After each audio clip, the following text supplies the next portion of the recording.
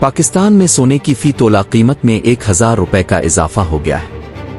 Al Pakistan gems and jewellers association के मुताबिक 1000 रुपए इजाफे के बाद फी तोला सोने की कीमत 2,56,500 रुपए हो गई है। 10 ग्राम सोने की कीमत 857 रुपए अजाफ यसी 2,19,907 रुपए हो गई है।